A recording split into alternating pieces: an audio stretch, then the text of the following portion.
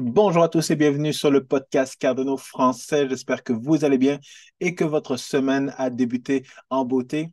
Alors voilà, j'ai été absent la semaine dernière. J'avais une vidéo pour vous qui devait sortir lundi. Finalement, elle est sortie juste lundi en début de semaine. Mais c'est pas plus grave que ça. J'espère que vous avez apprécié cette vidéo. C'est justement une présentation que j'ai faite lors du WAC 2023, donc le Web à Québec. Et c'est une vidéo que je voulais sortir sur l'identité dans notre metaverse. Donc, je fais un peu plus que des vidéos justement ou des présentations sur Cardano. Je suis impliqué dans la communauté et je voulais justement vous offrir cette vidéo étant donné que j'allais avoir un petit peu de délai pour sortir la vidéo que je suis en train d'enregistrer maintenant. Parce que toute la semaine dernière, dans le fond, j'ai regardé énormément de vidéos et je voulais vous sortir une vidéo sur la gouvernance parce que j'ai évidemment écouté beaucoup de vidéos, comme je le disais, et c'est particulièrement la gouvernance qui m'a intéressé, surtout dans les dernières semaines. Mais finalement, il y avait tellement de contenu, tellement de sujets que je voulais présenter et une vidéo n'aurait pas été assez. Donc, je préfère faire une présentation et ce sera justement une conférence que je risque de proposer dans différentes conférences dans le courant de l'année 2024. Donc, ça va être intéressant que je sorte justement, que je crée une conférence, que je crée une présentation que je pourrais offrir justement en conférence et que je sortirai dans une prochaine vidéo, mais ce sera plus aux alentours de 2024. Pour aujourd'hui, ce dont je veux vous parler, c'est de revenir sur justement la revue mensuelle de Cardano du mois d'août, parce qu'il y a beaucoup de développement qui a été fait lors du mois d'août. Et étant donné que la revue mensuelle du mois de septembre va sortir prochainement, eh bien, je veux vous mettre à jour par rapport à ce qui a été fait dans le dernier mois. Et puis, ma prochaine vidéo sera évidemment sur la revue mensuelle de Cardano du mois de septembre. Et puis, par la suite, je reprendrai des vidéos comme d'habitude, peut-être même la vidéo dont je vous parle depuis longtemps sur pourquoi justement 99% des contrats intelligents ont potentiellement des vulnérabilités dont il va falloir faire attention, surtout dans les autres écosystèmes, mais pas évidemment l'écosystème de Cardano. Donc, si vous aimez toujours le contenu de mes podcasts, n'oubliez pas de smasher bien fort le bouton like, abonnez-vous à la chaîne YouTube et partagez cet épisode avec le plus de monde possible parce que on voit que malgré que le marché est dans le rouge et qu'il est pas mal stagnant, eh bien, malgré tout, il faut continuer quand même d'être à l'affût parce qu'on sait qu'au niveau de Bitcoin, eh bien, on est toujours à 60, à 26 000. Ça monte parfois un petit peu, ça descend parfois beaucoup, mais on est toujours dans un range de 26 000. Donc, il y a beaucoup de gens qui sont en train de s'endormir au volant et ne plus être attentifs.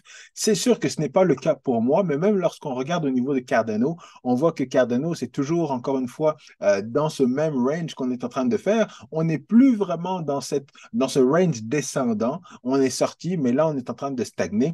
Mais encore une fois, le mois de septembre, qui est généralement un mauvais mois dans le monde des cryptos, eh bien là, on voit qu'actuellement, on est dans le vert. Alors, il nous reste quelques jours. On va croiser les doigts pour ne pas avoir même si on avait un moins 3% ou un moins 7%, ce ne serait pas si grave que ça. On va espérer de ne pas avoir un moins 19% comme en 2014. Mais ce qu'il faut être à l'affût, c'est le mois de octobre. Alors, comme les gens de la communauté disent le up, October, donc c'est un mois d'octobre qui est très souvent dans le vert, mais comme on n'a pas eu un mois de septembre dans le rouge, il se peut qu'on ait une surprise au mois d'octobre. Donc, celui qui snooze lose. Donc, il ne faut pas justement rester endormi au volant. Il faut rester attentif. Et moi, que ça monte ou que ça descend, surtout quand ça descend, je continue d'acheter. Et quand ça monte, eh bien, c'est sûr et certain que je serai pas le premier à vendre, mais que je serai très attentif pour prendre des profits. Parce que je vous le dis, 2024-2025, je vais être extrêmement attentif pour être sûr de profiter, de prendre des profits pour le prochain bear market. Donc, je vais évidemment festoyer avec tout le monde. Je vais continuer à chanter et à être très heureux lorsqu'on sera dans le pic du bull run. Mais je sais très bien que justement, ça va être des munitions, énormément de munitions que je vais devoir vendre, que je vais devoir accumuler pour avoir beaucoup d'argent pour réinvestir justement dans le prochain bear market. Là, je ne débattrai pas plus là-dessus. J'ai d'autres vidéos qui vont arriver, surtout avec l'arrivée de l'ETF, avec BlackRock BlackRock et tout ça, j'ai l'impression que les règles du jeu vont beaucoup changer avec les institutions et ce ne sera peut-être pas aussi facile que ça d'avoir justement d'autres gros retours au niveau de Bitcoin, mais dans le fond, c'est pas que ce sera pas si facile que ça. Ça se peut que ce soit des retours de 10% dans les prochaines années ou alors que ce soit justement fulgurant comme on a vu en 2017. Dans tous les cas, je serai prêt peu importe la situation, et je veux que vous soyez prêts aussi. Donc, c'est sûr que je vais vous faire des vidéos là-dessus en vous disant justement le pour, les avantages ou ce qu'on peut potentiellement s'attendre à. Et on peut également, je vais vous donner également le revers de la médaille. Donc, toutes les manipulations qui peuvent y avoir maintenant que les grosses institutions seront là, en attendant que chacune des institutions financières comme BNP Paribas, Crédit Suisse et les autres Desjardins de ce monde et toutes autres, en attendant que toutes ces institutions-là offrent justement des services en crypto-monnaie pour monsieur et madame tout le monde, ben, ça se peut qu'il y ait encore de la manipulation, ça se peut qu'il y ait encore des attaques au niveau de la crypto. Donc, c'est pour ça qu'il faut rester attentif et qu'il faut garder, dans le fond, les yeux bien ouverts parce que mon objectif est justement de prendre ma retraite en 2030. Vous le savez, c'est mon objectif numéro un, c'est mon plan A et j'haïs énormément les plans B. Donc, je me concentre sur mon plan A pour arriver à mes fins et je vous conseille d'en faire autant. Alors, au niveau de la revue mensuelle de Cardano, beaucoup de super informations, notamment Eda Handle. Eda Handle s'est associé notamment avec deux wallets de Cardano, Lace et Eternal, pour justement offrir une amélioration justement au niveau de l'identité sur la blockchain. Alors, Eda Handle, vous le savez, c'est au lieu d'avoir une adresse longue de même avec des chiffres et des lettres, peu importe, n'importe comment, eh bien, elle veut justement avoir la possibilité de vous offrir un nom ou alors un mot pour représenter votre wallet sur la blockchain Cardano. Alors, c'est un concept qui existe déjà au niveau de Ethereum, mais comme je vous l'avais déjà montré lors d'une présentation, je vais vous le remontrer. Alors, on sait que Eda Handle, dans le fond, se trouve au niveau des entreprises, à ce niveau-là. Et ce qu'ils utilisent, évidemment, c'est la technologie des NFT qui est basée sur les native tokens qui utilisent directement la blockchain Cardano. À l'inverse, justement, de d'autres écosystèmes qui, eux, vont, mettons qu'on serait à ce niveau-ci avec Eda Handle, ils utilisent évidemment les NFT, mais ils vont passer par des contrats intelligents qui ne sont pas très sécuritaires dans les autres écosystèmes, notamment avec le langage de programmation Solidity, et qui utilisent ensuite la blockchain. Donc, il y a beaucoup plus de paliers dans les autres écosystèmes que dans celui de Cardano. Et encore une fois, celui de Cardano utilise directement les native tokens comme si c'était le token de Cardano EDA. Alors, ce qu'il y a de super avec eux, c'est qu'ils ont créé tout un marché, donc un gros écosystème, non pas pour des NFT classiques comme on pense avec des chimpanzés, des chats et ainsi de suite, mais vraiment des NFT basés sur une identité. Et ce qu'il y a de cool, c'est que ce marché-là va permettre justement de pouvoir louer des handles, de pouvoir vendre des handles, de pouvoir modifier des handles. Et ça, c'est vraiment cool parce qu'encore une fois, comme vous le voyez, il y a pas mal d'argent qui se fait, encore une fois, sur ce marketplace, ce qui fait en sorte de justement faire grossir le TVL de Cardano également, juste en traitant justement des handles. Donc, ça, c'est super. Et comme vous le voyez, si on regarde un simple handle Quentin, on le check rapidement, puis on voit que ben, je devrais dépenser 1000 EDA pour obtenir justement cette représentation d'un wallet, pas d'un wallet, mais de l'adresse d'un wallet, justement. Et donc, je devrais dépenser 1000, non, pas 1000, 1 million d'EDA, oulala, pour ça. Mais si je m'en vais, mettons le diminutif du podcast Cardano français, podcast Cardano français, et que je cherche ce handle-là, on voit qu'il est disponible et que je peux le miner directement. Donc, ce que j'aime beaucoup de ce projet-là, c'est que c'est un projet également qui n'a pas de token. Donc, c'est une idée, un service qui est offert et le service utilise directement la blockchain EDA Et ça, c'est quelque chose que j'ai dit à de nombreux projets qui voulaient développer et sortir justement un produit ou un service au niveau de la blockchain. N'utilisez pas de token. Ne vous cassez pas la tête. Cassez-vous la tête à sortir un bon use case que les gens vont apprécier. Et lorsque les gens vont apprécier, basez ce use case-là sur l'utilisation de blockchain comme Cardano ou même Bitcoin pour pouvoir justement alimenter votre blockchain et utiliser dans le fond la blockchain et les crypto-monnaies dans votre projet. Donc, Eda Handel, comme je vous le disais, ce qu'il y a de très cool également, c'est qu'ils vont se baser justement, en ayant justement une intégration avec d'autres wallets, ils vont se baser sur la vérification et l'intégration, la certification d'application. Donc, comme on le voit, juste en ayant ce petit check vert, là, ça veut dire que justement, ils ont une certification avec le wallet Eternal pour gérer justement leur handle. Et ça, c'est vraiment bien parce que ça ajoute de la confiance. Et évidemment, ce petit crochet vert, ça veut dire beaucoup de choses visiblement lorsqu'on le regarde, mais ça prouve également que justement, ils ont fait affaire avec des différentes compagnies d'audit pour s'assurer que justement que l'audit, la certification est une vraie certification. Et on le voit, ils sont intégrés avec plusieurs wallets, mais justement, il y a juste celui-là qui actuellement est un wallet qui est certifié. Donc, bravo. Et ça remet encore une fois beaucoup de preuves sur l'importance de la certification des différentes applications, les différentes dApps dans l'écosystème de la blockchain Cardano, qui va devenir évidemment une référence avec le temps dans les autres écosystèmes également. Donc, je ne vous dirai pas comment ça fonctionne, vous le savez, vous pouvez le regarder, mais un projet intéressant et encore une fois, un projet qui va arriver dans les prochaines versions de Eternal et d'Handle avec de nouveaux use cases au niveau du marketplace pour les handles, qui sont une représentation visuelle beaucoup plus facile de votre wallet. Alors, deuxième thème qui a été abordé, c'est OneChain. Alors, OneChain est justement une application qui a réussi à faire des bridges, des ponts entre la blockchain Cardano et 11 autres blockchains.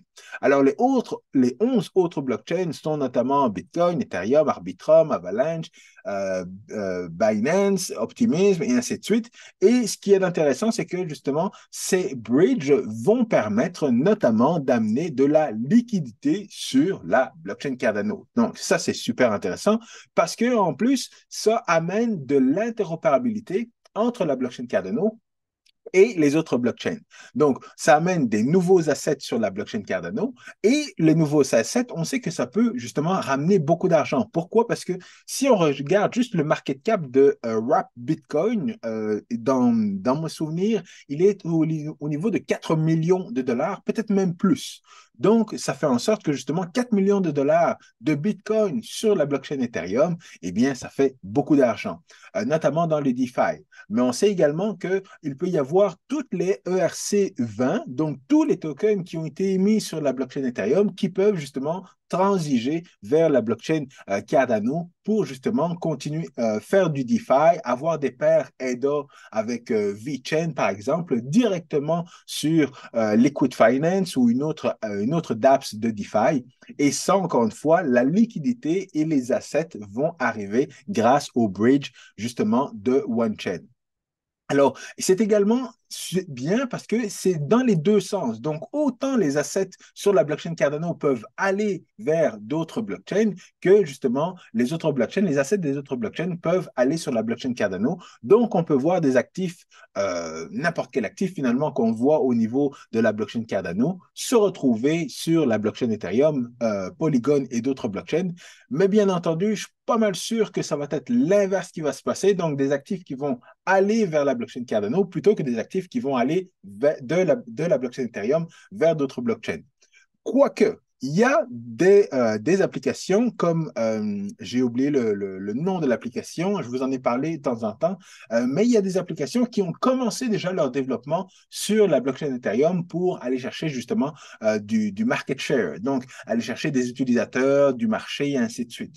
Et donc, étant donné ils ont lancé leur dApps sur la blockchain Ethereum en attendant de transiger vers la blockchain Cardano, eh bien, ils vont pouvoir justement utiliser ce bridge pour ramener tranquillement de la liquidité vers la blockchain Cardano. Donc, encore une fois, c'est quelque chose de très intéressant et c'est la première blockchain qui le fait en utilisant justement le UTXO de Cardano pour pouvoir justement faire cette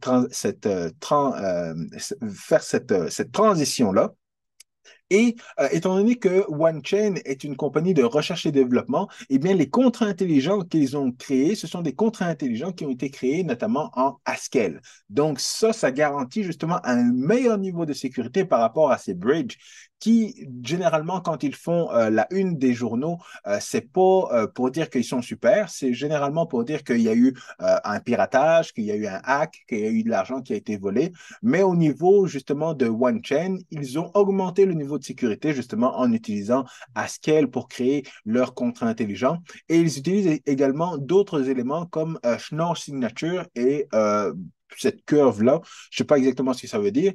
Et un autre élément de sécurité, c'est notamment dans leur protocole Proof of Stake. Donc, OneChain utilise le protocole Proof of Stake. Le protocole est un petit peu similaire justement à Ouroboros. Ce qui veut dire, c'est qu'il y a une sélection de à peu près 25 nœuds qui sont utilisés pour faire les bridges, pour créer ces bridges-là.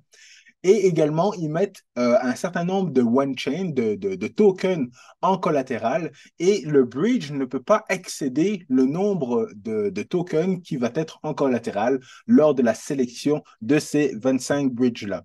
Donc, différents éléments de sécurité là-dessus. C'est intéressant, c'est très, très bon parce qu'encore une fois, on veut avoir plus de TVL, on veut avoir plus de tokens sur la blockchain Cardano et on espère que cette solution-là va être utilisée, que la sécurité va être assez élevée pour ne pas avoir de piratage et pour ne pas avoir de vol comme les autres bridges. Mais ce qui a de bien également, c'est qu'on va pouvoir, encore une fois, ramener USDT et USDC, donc les stablecoins dans les autres écosystèmes sur la blockchain Cardano pour faire augmenter encore une fois le TVL. C'est ce qu'on a vu dans les dernières vidéos.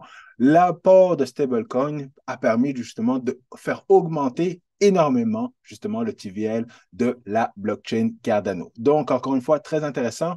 Malheureusement, OneChain, la dernière fois que j'ai regardé, se retrouvait très, très loin au niveau de CoinMarketCap en 400e position, quelque chose comme ça. Donc, c'est peut-être pas quelque chose qui va être très utilisé, mais en tout cas, on sait que c'est là et les applications pourraient utiliser justement OneChain pour aller chercher de la liquidité et à ce moment-là, faire remonter OneChain dans le top 100 pour que ce soit justement beaucoup plus visible et beaucoup plus utilisé par la communauté des cryptos. Alors, on a su également que Mithril était lancé sur Cardano. Alors, on sait que, évidemment, c'est sur le mainnet depuis quelques semaines maintenant. Est-ce que ça va aller à 1 $ en 2023? On ne le sait pas, mais ce n'est pas le sujet de la discussion. Éventuellement, ça va revenir à 1 $, ça va remonter à 3 $ et avant qu'on s'en rende compte, ce sera rendu à 5 ou 6 $. Donc, ne vous inquiétez pas pour ça. Mais on sait que Mithril, dans le fond, est utilisé pour justement le use case général pour ça, c'est de pouvoir synchroniser des light wallets, des light clients directement sur la blockchain Cardano. Donc, pour ça, ils utilisent justement une certaine signature et ça, on va le voir exactement parce qu'il y a un post justement sur Twitter qui mentionnait, j'ai besoin de plus d'informations pour savoir comment ça fonctionne, Mithril. Alors, je ne vais pas vous expliquer en détail comment ça fonctionne, mais ce qu'il faut savoir, c'est que plusieurs pools vont pouvoir effectuer une signature pour déterminer que justement un certificat contient vraiment justement une représentation de la blockchain jusqu'à un certain point. Avoir un snapshot dans le fond, valider le snapshot qui est proposé sur la blockchain Cardano. À partir du moment où il y a justement un consensus pour la véracité de ce snapshot, eh bien, va y avoir un agrégateur qui va pouvoir créer un certificat, donc qui va certifier que ce snapshot-là de la blockchain Cardano peut être utilisé par des light clients, donc des wallets comme des web wallets comme Lace, par exemple, mais il faut absolument que plusieurs SPO soient capables de certifier et de signer justement ces différents snapshots, ces différentes certifications pour qu'il y en ait un qui prenne ça, pour qu'il y ait un SPO qui prenne ça justement dans ses mains et qui valide, qui certifie justement ce snapshot-là et qui après ça l'envoie sur le réseau aux différents nœuds. Donc, une fois que c'est fait, eh bien, différents Light Wallets pourront télécharger justement ce nœud ou se référer au snapshot pour valider plus rapidement les transactions ou alors pour joindre le réseau et commencer à valider des transactions beaucoup plus rapidement au lieu d'attendre d'avoir téléchargé toute la blockchain avant d'être un nœud opérationnel. Donc, deux use cases qui sont quand même très importants, surtout justement pour les ingénieurs qui proposent et qui vont maintenir justement cette première version de Mithril. Donc, une fois que cette version est en place, ben, il faut savoir qu'il faut que ça continue de fonctionner. Il faut s'assurer que plusieurs SPO utilisent justement ce nouveau protocole et par la suite, eh bien, on va chercher des cas d'utilisation autres que justement justement pouvoir synchroniser plus rapidement les wallets ou alors pouvoir valider des transactions plus rapidement pour des light wallets. Mais on sait qu'il peut y avoir une autre utilisation, surtout en termes d'interopérabilité. Donc, au lieu de passer par un tiers parti pour avoir une interopérabilité avec d'autres blockchains, on pourrait utiliser justement Mithril qui enverrait justement un snapshot vérifié, certifié à d'autres blockchains et ces autres blockchains-là pourront dire, OK, ces tokens de EDA ont été brûlés sur la blockchain Cardano, ils ne seront plus en circulation ou alors ils seront pas brûlés, mais ils seront bloqués, mettons, un smart contract. Donc, on peut émettre X nombre de tokens sur la blockchain Bitcoin, par exemple, et dire que oui, c'est correct. Donc, on m'a envoyé telle quantité de ADA, moi, je donne telle quantité de Bitcoin, et il y a une équivalence entre les deux.